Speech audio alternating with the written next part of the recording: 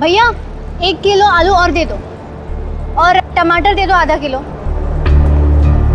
भिंडी कैसे दिया? आधा किलो 20 रुपए। ये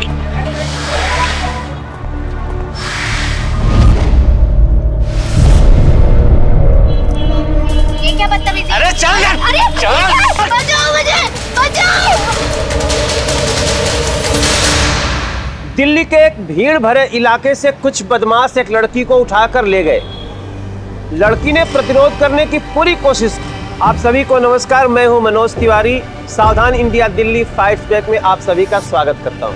ये अपने के साथ थोड़ी हुई है, लेकिन विचार करिए कि ऐसी घटना अगर हमारे या हमारे किसी अपने के साथ हुई और किसी ने उनकी मदद नहीं की, तो फिर हमारे या आपके ऊपर क्या गुजरेगी?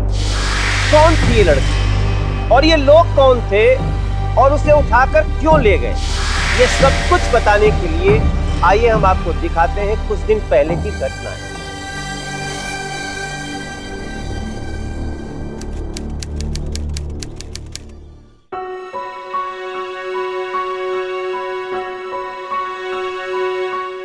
दादाजी क्या कर रहे हो आप? जल्दी करो ना, पता है कितना लेट हो गया हमें। चलो फटाफट, चले चलिए फटाफट। चलते हैं। वो दादी एक फिल्म लगी है ना, वही देखने जा रहे हैं। तू चिंता मत कर भगवान, एक बहुत ही अच्छी हिंदी फिल्म है। और हाँ, तू प्रवचन में चली जाना, लौटते समय हम तेरे लिए देसी घी के समोसे ले आएंगे, ठीक है? चल। भगवान अब क्या हुआ? समोसों के साथ घी वाली जलेबी भी लाना।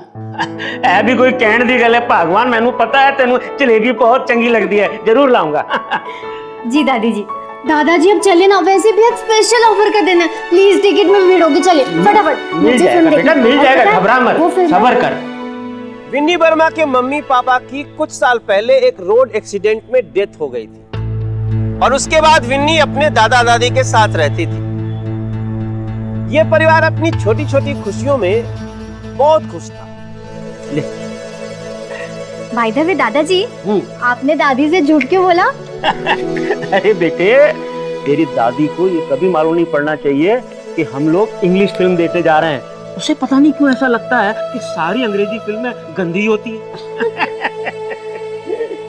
क्या? बैठ जा। चलो। बैठ गई? जी दादाजी। चलो। हाँ।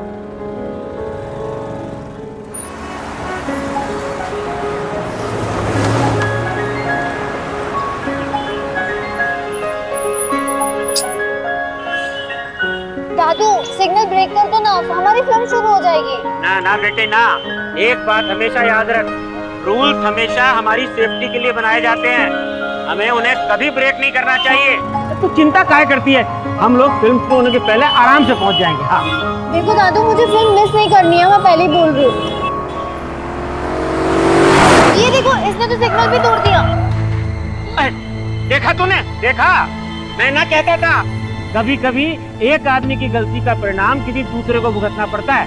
अब गिर गए ना वो, चल अपन जाके उनकी मदद करते हैं। चल। अरे देखो, वो देखो, उन्हें हमारी मदद की जरूरत नहीं है। हाँ, वो तो उठ के चल दिए। ले, सिग्नल भी ग्रीन हो गया, अपन भी चलते हैं।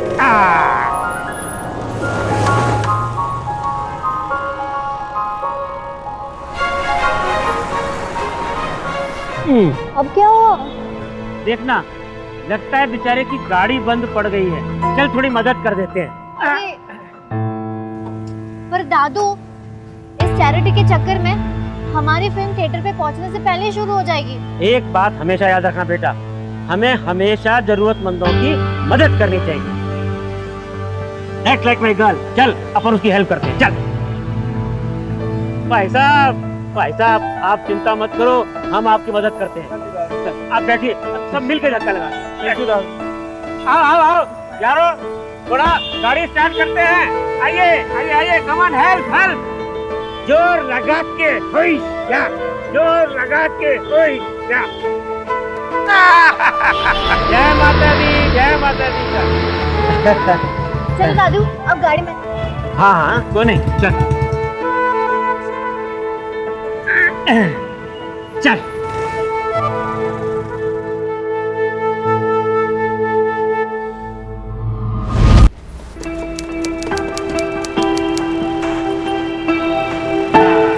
पहुंच गए थिएटर। दादू अब जल्दी से वहाँ से टिकट लो, मैं गाड़ी पार्क करके आती हूँ। हाँ बेटे हाँ, ले।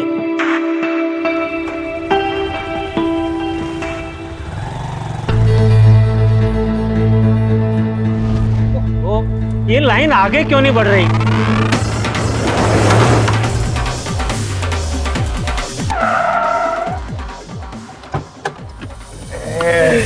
अरे भाई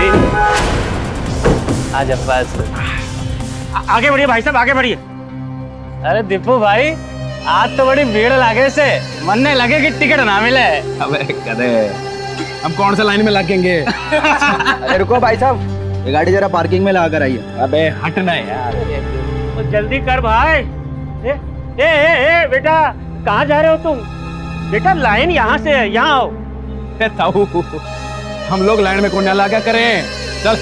देखो देखो बेटा, भाई साहब मैं शांति से आपसे कह रहा हूँ, आप सब आ लो और वहाँ लाइन में लग जाओ। आज आज चलो बेटा चलिए। ठरकी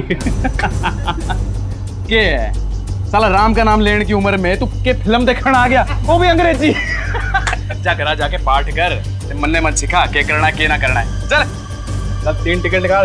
और देखिए काउंटर वाले भाई साहब, ये तीनों बच्चे लाइन में नहीं है, हम लोग कब से लाइन में खड़े हैं। इन्हें रूल बिल्कुल मत तोड़ने दीजिएगा, आप लाइन से टिकट दीजिएगा। ये तो बोले लाइन में खड़े होने के लिए। तुम लोग लाइन में आओ। कह रहा हूं मैं लाइन के बिना टिकट मत देना। दादागिरी करने का शौक लागा है तन्ने। देख बेटा, मैं शांति से कह रहा हूँ, छोड़ मेरा कलर। देख मैं कह रहा हूँ। हे भगवान।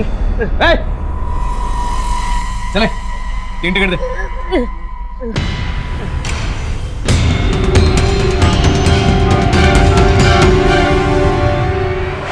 भाई बुड्ढा पुलिस ने फोन करे लागे मेरे की पुलिस ने फोन करेगा, तू पुलिस ने फोन करेगा।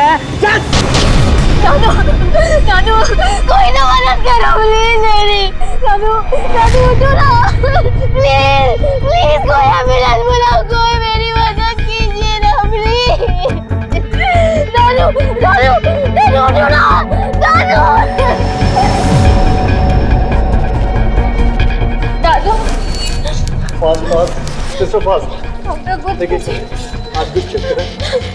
दादू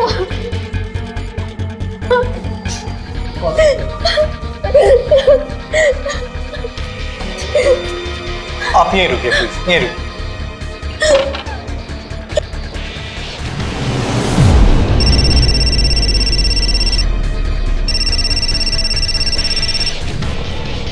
हाँ विन्नी बोल।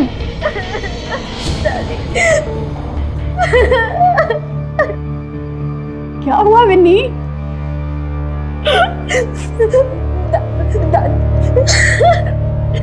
बेटा बोल ना, उत्तर क्या हुआ है? दादी दादू दादू हॉस्पिटल में। दादी दादू को बहुत चोट आई है।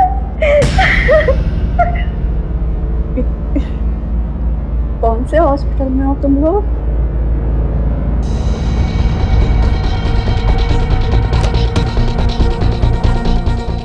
डॉक्टर मेरे दादू भी ठीक है ना?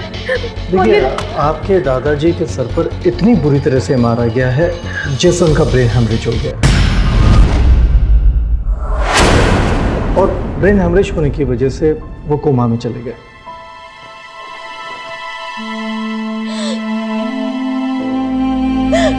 दादू दादू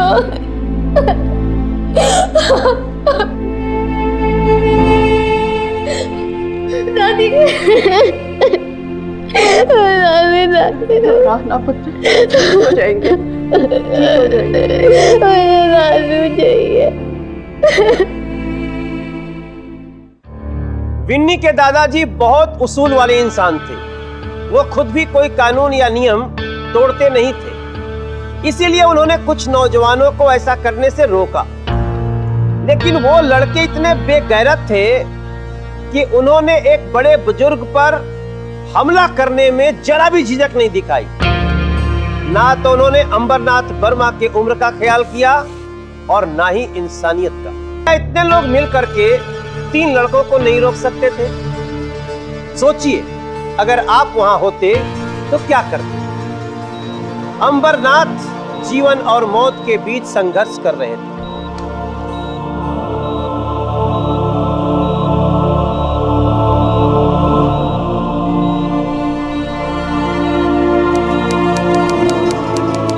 सुनो, उठो ना। घर में तो बहुत बोलते हो। मुझे पता था तुम इंग्लिश पिक्चर देखने जा रहे थे। अरे मैं ऐसी नहीं हूँ। समझती हूँ कि इंग्लिश पिक्चर गंदी फिल्म नहीं होती है। और ये क्या, तुम तो हमेशा अपना प्रॉमिस निभाते हो ना।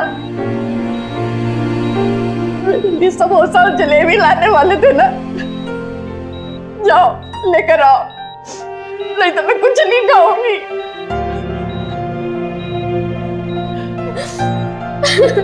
बोलते नहीं है कुछ। बोल रहे इनको, बोल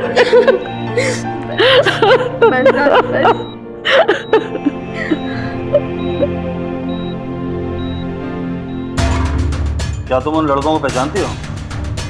नहीं सर, मैं उन्हें नहीं जानती हूँ और ना ही मैंने पहले कभी उन्हें देखा है। कोई बात नहीं, हम उनका पता लगाने की कोशिश करते हैं। चलो।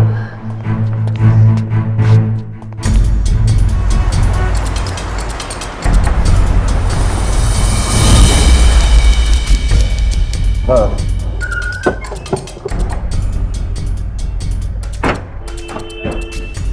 एक काम करो, आसपास जाकर पता करो किसी ने क्या झगड़ा होते हुए देखा। जाओ बाहर आओ। जी। आज सुबह जो मारपीट हुई तुमने देखा? नहीं सर, हमने कुछ नहीं देखा है। क्यों? सर टिकट बांट रहे थे, हमें भीड़ इतनी थी, हम कहाँ देख पाते, हमें हाउसफुल करना होता है। सुबह यहाँ जो झगड़ा हुआ देखा तुमने कुछ? जी साहब देखा।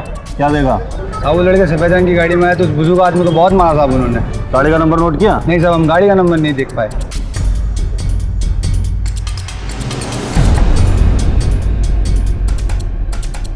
सर, आपको उन लड़कों के बारे में पता चला? फिलहाल तो नहीं। हम लोगों ने फिल्म थिएटर के आसपास भी पूछताछ की, लेकिन कुछ ज्यादा पता नहीं चल पाया।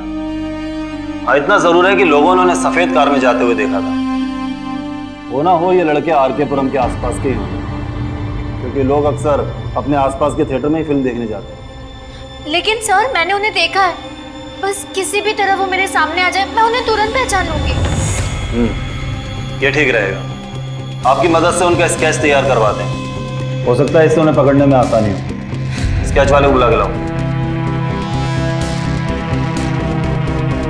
सर, जिससे मेरे दादाजी पर चोट पहुंचाई थी, वो उसका फेस बहुत ही पतला था और आंखें उसकी बड़ी थी। आंखें थोड़ी मोटी आएंगी, इतनी पतली नहीं थी। हाँ, और इसका फोरहेड बहुत ब्रॉड था। ऐसा? जी। उसके साथ जो और बाकी थे लड़के, उनको भी आपने देखा होगा। कैसे दिखते थे वो, बताइए। हाँ सर।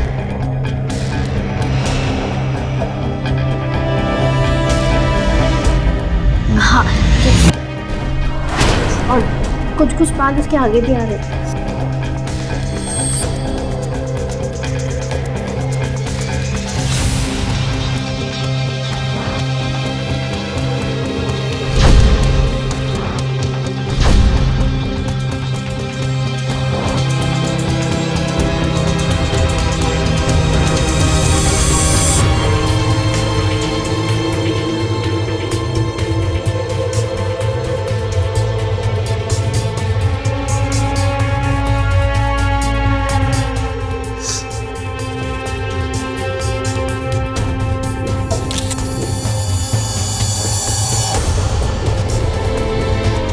आपने अपने मोबाइल से इनका फोटो क्यों लिया?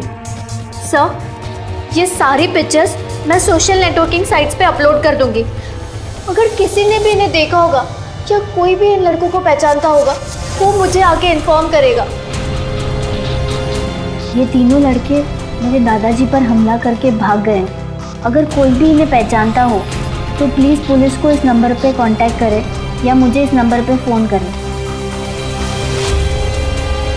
वो बदमाश लड़के जिस यंग जनरेशन से थे, विनी भी उसी जनरेशन से थी, लेकिन विनी को अपने परिवार से अच्छे संस्कार मिले।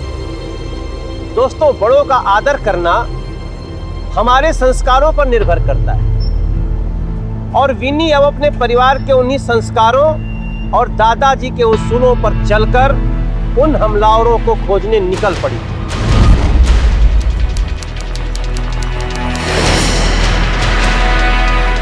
भैया, इन लड़कों को कहीं देखा है आपने?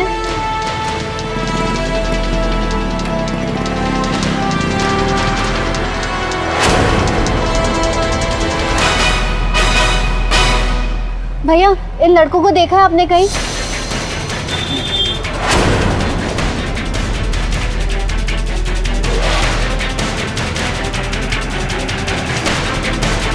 भैया, आपने इन लड़कों को कहीं देखा है?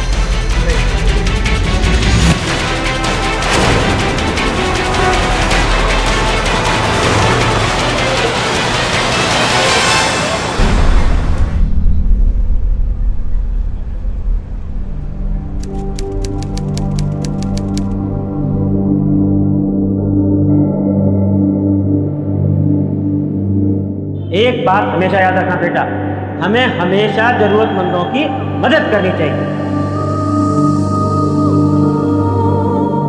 मदद कीजिए ना, मेरे दादू की मदद कीजिए, मेरे दादू, दादू।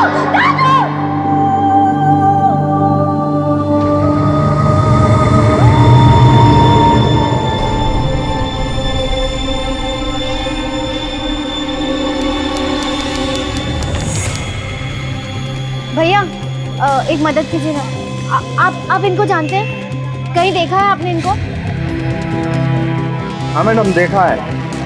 ये लड़के यहाँ कभी कभी आते रहते हैं। आपको इनके गाड़ी का नंबर या पता है ये कौन सी गाड़ी से आते हैं? नहीं मैडम, ये तो मुझे नहीं पता। एक काम कीजिए, आप मेरा नंबर ले लीजिए। आपको ये कहीं पे भी देखे ना, आप मुझे कॉल कर देना। मैडम, आप ही सेव कर दो।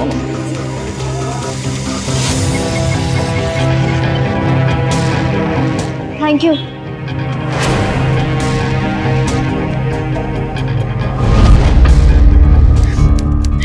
दादी, 4 दिन हो गए लेकिन दादाजी की हालत में कोई सुधार नहीं हो रहा है।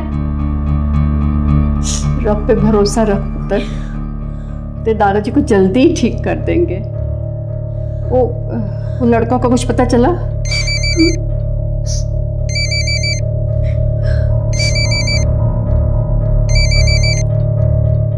हेलो। हेलो मैडम, मैं पान वाला बोल रहा हूँ। हाँ बोलिए। हमने अभी उन लड़कों को यहाँ अपनी पान की दुकान के पास देखा है मैडम। मैं अभी पहुँचती हूँ।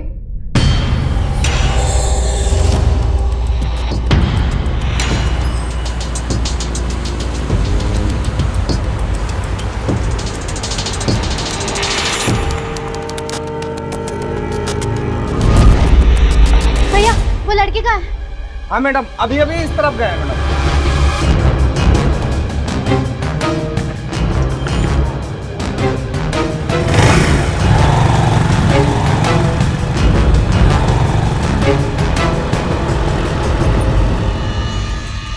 अंकल, इन लड़कों को अभी यहाँ से गुजरते हुए देखा है आपने? नहीं मैडम, मैंने इनको नहीं देखा।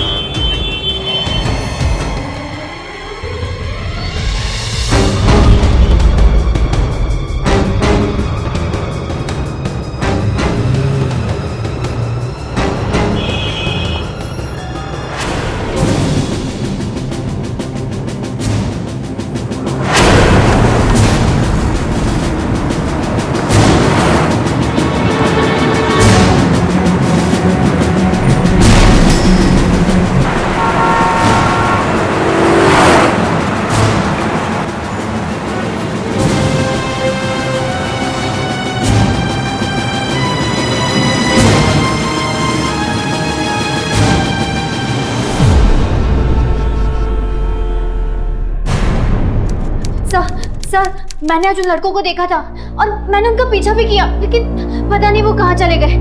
सर, मैंने उनकी गाड़ी का नंबर नोट किया, आप प्लीज लिखिए ना। क्या नंबर था बताओ? DL 4CAE 2703। 2703। अन्ना, पता लगाओ ये गाड़ी किसके नाम रजिस्टर्ड है, फटाफट। अब आप बिल्कुल चिंता मत कीजिए, वो लड़के जल्द से जल्द पकड़े जाएंगे। Thank you sir.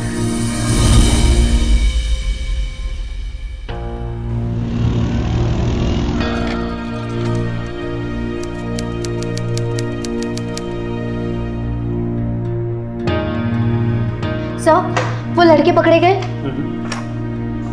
लेकिन सर, आपने तो कहा था गाड़ी का नंबर पता करके आप उन तक पहुंच जाएंगे। देखिए, हमने उस गाड़ी का नंबर से पता लगाया और हमें पता चला कि वो गाड़ी श्याम सिंह गंगवार के नाम रजिस्टर्ड है। पर नेताजी ने हमें बताया कि उनकी ये कार पिछले 2 हफ्ते से गैराज में खड़ी है और उनका वो बेटा दीपक, जो ये कार का इस्तेमाल करता है, दिल्ली से बाहर है। लेकिन सर, वो लोग झूठ बोल रहे हैं। हाँ जानता हूँ, लेकिन गैराज वाले की गवाही और चंडीगढ़ होटल में उनके बेटे की मौजूदगी उन्होंने हमारे सामने प्रूव कर दी है। लेकिन सर, उन स्केचेस में से उनका बेटा एक था। हाँ, लेकिन कोई भी उनके खिलाफ गवाही नहीं देगा। वो आइसक्रीम वाला, वो भी अपने बयान से पलट गया। पर मैंने खुद उसे देखा था। आप मेरी गवाही पे उनके खिलाफ कंप्लेंट लिखिए। आप उन्हें पकड़वाने का चक्कर छोड़ दीजिए, वो बहुत पावरफुल लोग हैं, आप अकेले उनसे नहीं लड़ पाएंगी। सर, मेरे दादू कहते हैं कि सच को थोड़ी देर के लिए झुकाया जा सकता है, लेकिन हराया नहीं जा सकता। आप मेरी गवाही पे उनके खिलाफ कंप्लेंट लिखिए।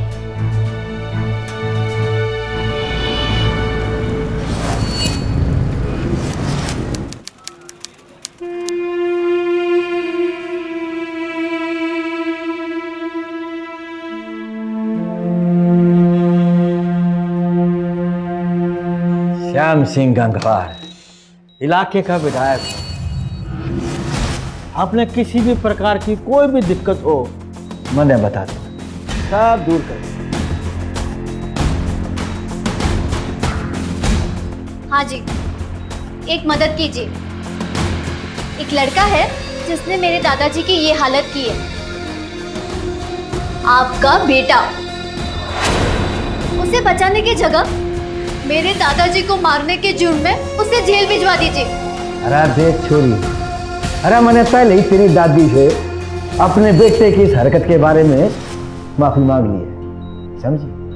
अरे जवान खून है, होगी गलती। देख, तेरे दादा के इलाज के लिए मैं पूरा पैसा खर्च करूंगा और ऊपर से तुझे भी पैसे दूंगा, और ये मामला यहीं रफा दफा होगा। इसमें तेरी भी भलाई है और हमारी। देखिए, मैं आपके बेटे को जेल भिजवा के ही दम लूंगी। माता जी, अरे छोरी ने समझाओ, देर होगी ना, फिर बहुत पछताएंगे।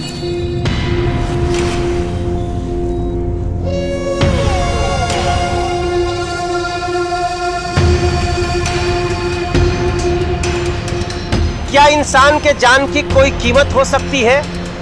पैसे और ताकत के नशे में चूर कुछ लोग हर चीज को बिकाऊ समझते हैं। विनी ने भी अब ठान लिया था कि पीछे नहीं हटना है, लेकिन मुकाबला इतना आसान नहीं था दोस्तों। एक तरफ विनी की हिम्मत थी तो दूसरी तरफ थे दिल्ली के पैसे और ताकत के नशे में चूर इन्फ्लुएंशियल लोग। अब आप अपने दादाजी को घर लेके जा सकते हैं और वहाँ पर भी हम वो सारी फैसिलिटीज अरेंज करा सकते हैं जिनसे उनकी देखभाल बिल्कुल हॉस्पिटल जैसी होगी। पर हॉस्पिटल जैसी देखभाल घर में कैसे हो सकती है? देखिए, आपकी वजह से वो लोग हमारे दूसरे पेशेंट को परेशान कर सकते हैं, समझने की कोशिश करिए। मतलब आप भी सब कुछ उस एमएलए के कहने पे कर रहे हैं, राइट?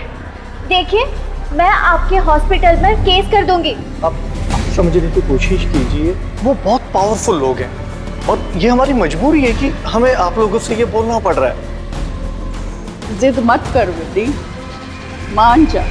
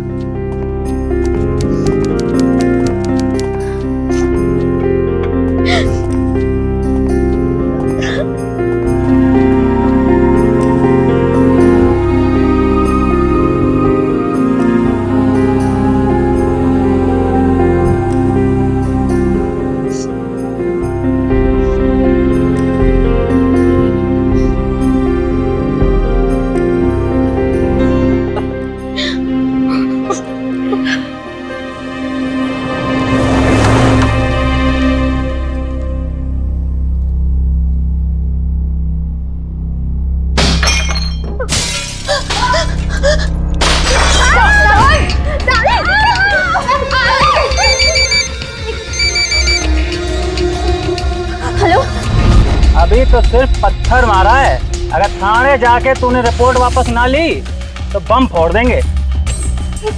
किसका? वो मोबाइल कंपनी से था।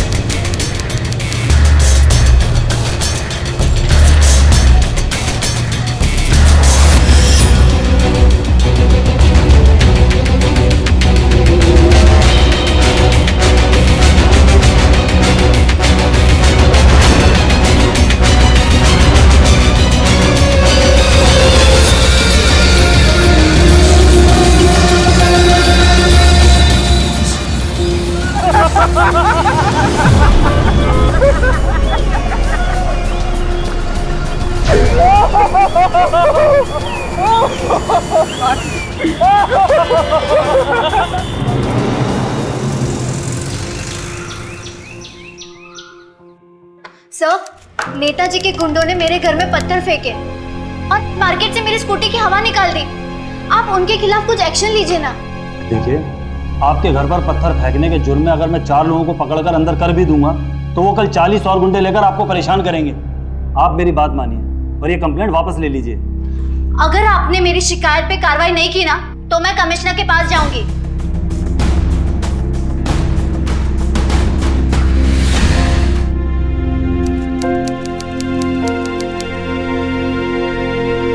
अब उठ भी जाइए, आपका शोर सुने कितने दिन हो गए। ये शान सा घर अब अच्छा नहीं लगता।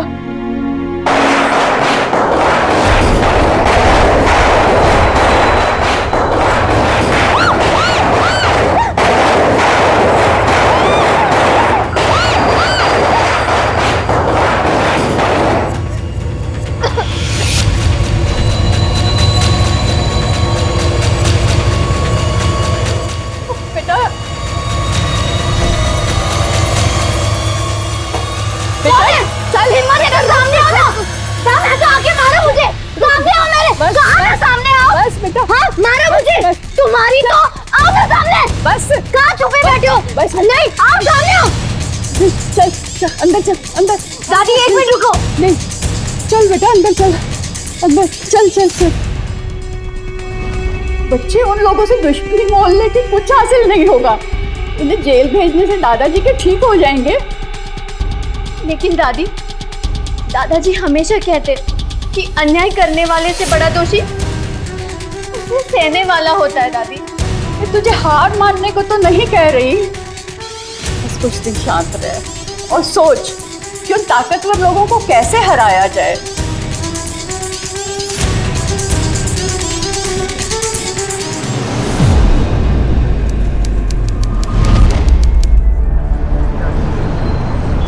भैया 1 किलो आलू और दे दो और टमाटर दे दो आधा किलो। भिंडी कैसे दिया? आधा किलो 20 रुपए की। ये क्या बदतमीजी? अरे चल यार, अरे चल।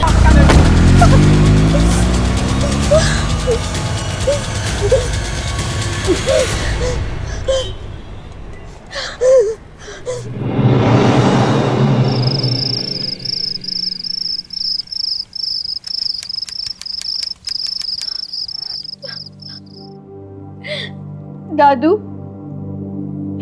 आप ही कहते हो हमें हमेशा नियम कायदों में जीना चाहिए, ईमानदारी से चलो। अब बोलो क्या करूं? कुछ नहीं होता इससे, इन मेहमानों से, करम लोगों से नहीं लड़ा जा सकता दादू, नहीं लड़ा जा सकता। दादू कोई भी मदद करने के लिए तैयार नहीं है, कोई भी मदद करने के लिए तैयार नहीं है। झूठ के आगे सच सिर्फ झुकता ही नहीं है,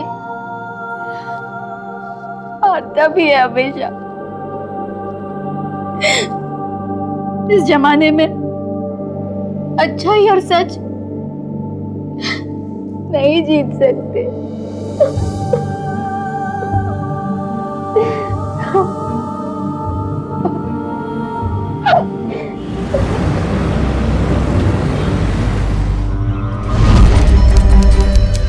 नेताजी से मिलना है। अरे हमने कहा ना आप अंदर नहीं जा सकते हैं। मैंने कहा ना मुझे मिलना है, मेरा मिलना उनके जरूरी है। हटो हटो हटो, साहब आ गए।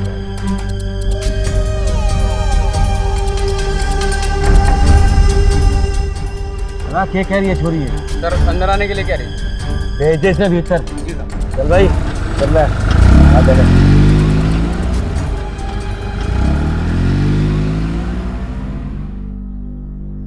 जाओ, साहब जी ने कह दिया जाओ।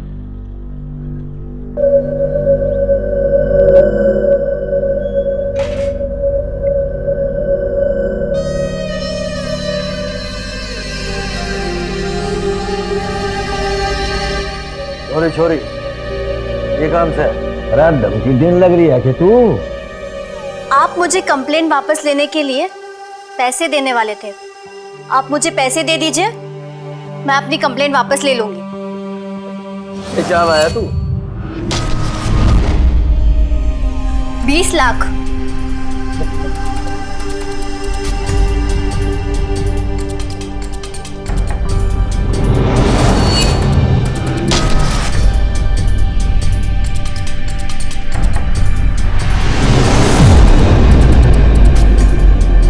क्या हो गया था विन्नी को? क्यों आज वो इतनी कमजोर पड़ गई? अपने दादाजी को न्याय दिलाने की कोशिश में हर मोड़ पे जिस तरह से उसे नाकामी हाथ लगी, किस प्रकार से उसको और उसके परिवार को डराया धमकाया गया, क्या इससे डर कर विनी ने हार मान ली थी? क्या उसने सोच लिया था कि इन ताकतवर लोगों से अब वो नहीं जीत सकती है? या फिर बात कुछ और भी थी? मुझे उस सब्जेक्ट के 2 लाख पोस्टर्स, स्टिकर्स और पैम्पलेट बनवाने। उसके लिए जो भी खर्चा होगा ना, आप बता दीजिए मुझे।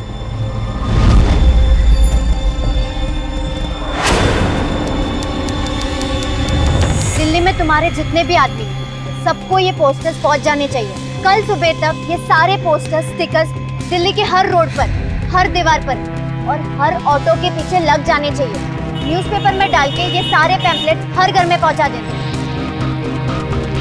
ये लीजिए पैसे। हो जाएगा मैम, निकालो रे पोस्टर।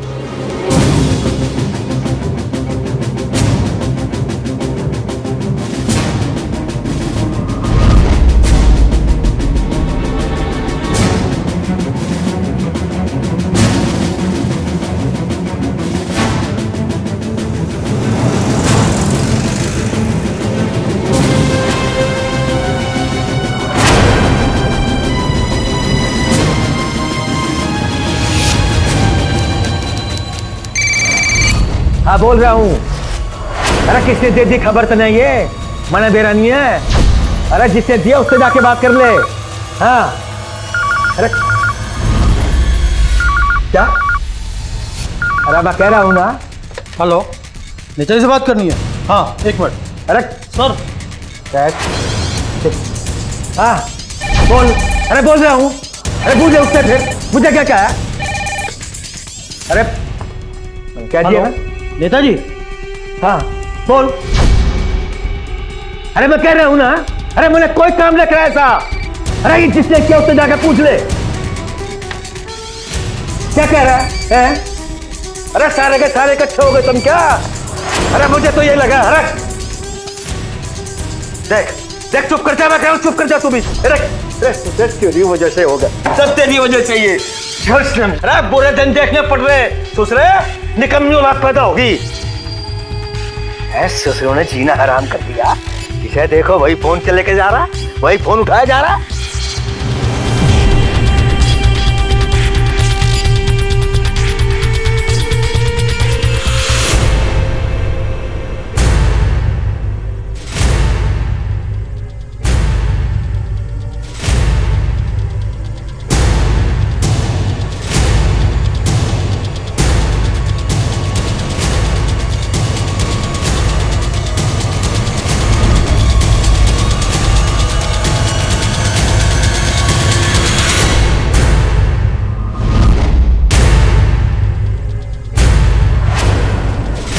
नेताजी, उस लड़के ने पूरी दिल्ली शहर में वैसे ही पोस्टर लगवा दिए हैं। अरे मैं उसे चिंता नहीं छोड़ूंगा। ना नेताजी, अब तो आप दुआ मनाओ कि उस लड़की को कुछ ना हो, वरना आप बैठे बैठे मुसीबत में पड़ जाएंगे। तेरी वजह से हुआ जो भी कुछ हुआ, नाक कटवा के धर दी तूने मेरी। हेलो, क्या? हाँ नेताजी, टीवी ऑन करिए। अरे क्या हो गया? मुझे मजबूरी में ये रास्ता अपनाना पड़ा। नेता श्याम सिंह जी ने मुझे इस केस को दबाने के लिए पूरे 20 लाख रुपए दिए, लेकिन मैंने उन पैसों से लाखों पोस्टर्स छपाए और नेताजी और उनके बेटे का सच आप लोगों के सामने लाई। मैं जानती हूँ कि मेरा ये तरीका लोगों को गलत लग सकता है, लेकिन मुझे यकीन है कि इसका अंजाम गलत नहीं होगा। हेलो जी, एक मिनट। नेताजी हाई कमांड से। हेलो, ये सब क्या हो रहा है? मुझे तुम्हारी कोई सफाई नहीं सुननी है। अगर पार्टी में बने रहना चाहते हो तो तुरंत अपने बेटे को पुलिस के हवाले कर दो, रही सही इज्जत बच जाएगी, वरना पार्टी तुम्हें निकाल देगी।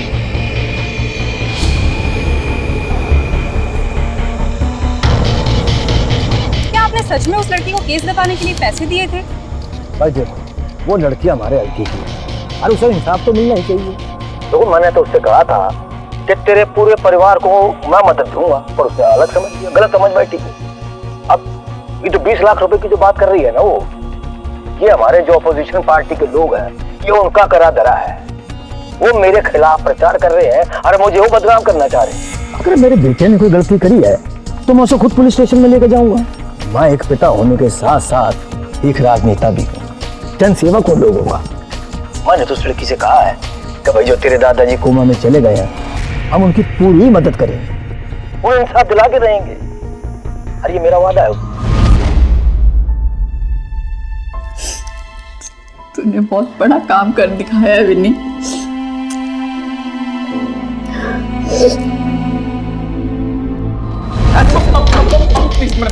बाबू फिर करूंगा बाबू, मैंने माफ कर दिया।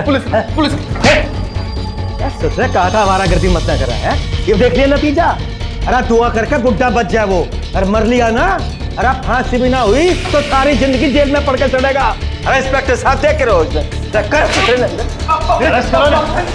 करूंगा बाबू।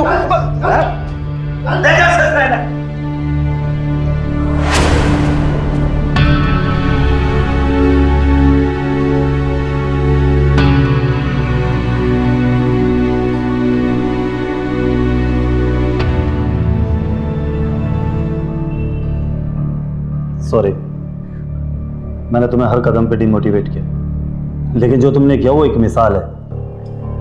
Well done.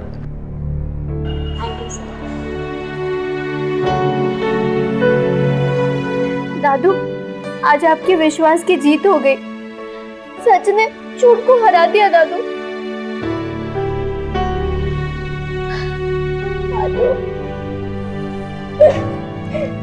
बस मेरा बेटा, बस बच्चे। दादी, दादू कब ठीक होंगे? मुझे उनके साथ फिल्म देखनी है। जरूर देखेंगे, मैं भी देखूंगी, सब चलेंगे और पिक्चर देखेंगे।